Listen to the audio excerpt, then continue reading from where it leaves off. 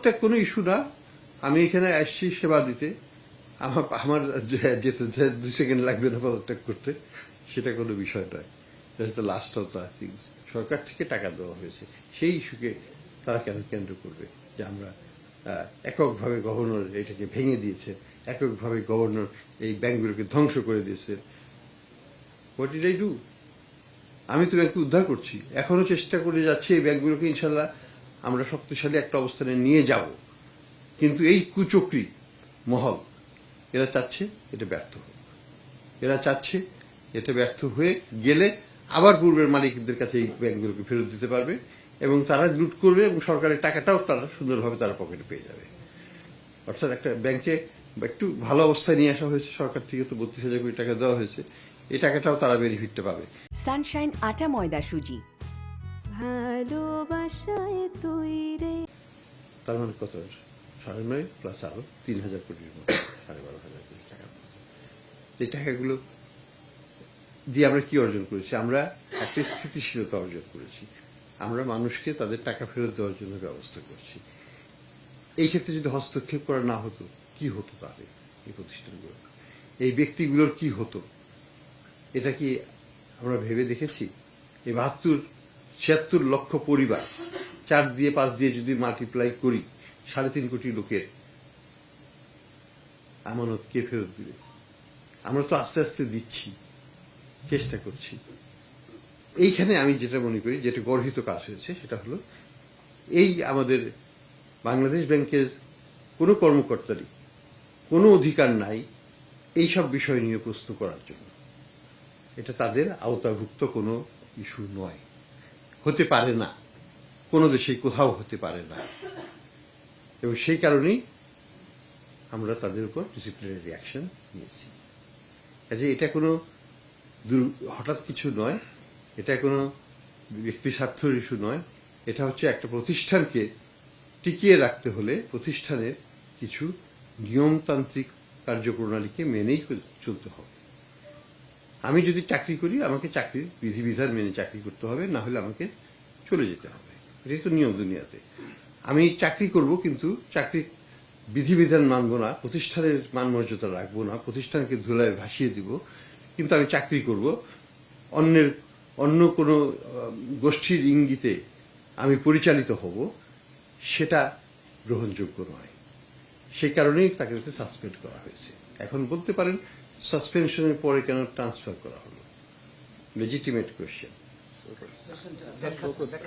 না, sorry, suspend করা হয়নি, তাদেরকে শোকজ করা হয়েছে, এবং শোকজের পরবর্তীতে কিন্তু তারা যেটা করলো, তারা আরো বেশি করে ফেসবুক এবং অন্যান্য মাধ্যমে অপপ্রচার আমি শুরু করব, এবং এটা একটু কমানোর জন্যই আমরা তাদেরকে ঢাকা থেকে বাইরে করে দেওয়ার ব্যবস্থা করছি, যে আপাতত বাইরে যাক, জিনিসটা একটু প্রশমিত হোক এবং তারা তাদের শোকজের জবাবটা দিক, তার ভিত্তিতে পরবর্তী কার্যপ্রণালী ঠিক করা হবে তাদের ভবিষ্যৎ নিয়ে। তো এই জিনিসগুলো এই অবস্থাতেই আছে, এর বাইরে আমার তেমন কিছু বলার নেই। আমি মনে করি বাংলাদেশ ব্যাংকে যেই থাকুক না কেন, গভর্নর হিসাবে বা পরিচালক হিসাবেই, তাদেরকে সবসময় স্টাফ ডিসিপ্লিনের উপর নজর দিতেই হবে। স্টাফ ডিসিপ্লিন যদি না থাকে, একটা প্রতিষ্ঠান চলতে পারে না। আমরা একটা নিয়ন্ত্রক ব্যবস্থা, আমরা যদি ভেঙে পড়ি, আমরা যদি নিজেদের মধ্যে মানে এই ধরনের ইস্যু যেটা তাদের আওতাভুক্ত ইস্যু, যেটা সরকার থেকে সিদ্ধান্ত নেওয়া হয়েছে, সরকার থেকে টাকা দেওয়া হয়েছে, সেই ইস্যুকে তারা কেন কেন্দ্র করবে যে আমরা এককভাবে গভর্নর এটাকে ভেঙে দিয়েছে, এককভাবে গভর্নর এই ব্যাংকগুলোকে ধ্বংস করে দিয়েছে। What did I do? আমি তো ব্যাংককে উদ্ধার করছি, এখনো চেষ্টা করে যাচ্ছি এই ব্যাংকগুলোকে ইনশাল্লাহ আমরা শক্তিশালী একটা অবস্থানে নিয়ে যাব।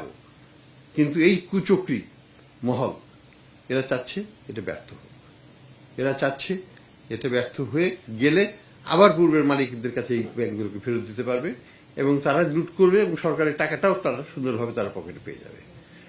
অর্থাৎ একটা ব্যাংকে একটু ভালো অবস্থায় নিয়ে আসা হয়েছে, সরকার থেকে তো 32,000 কোটি টাকা দেওয়া হয়েছে, এই টাকাটাও তারা বেনিফিটটা পাবে এখন যদি ব্যাংকটা তারা পায়।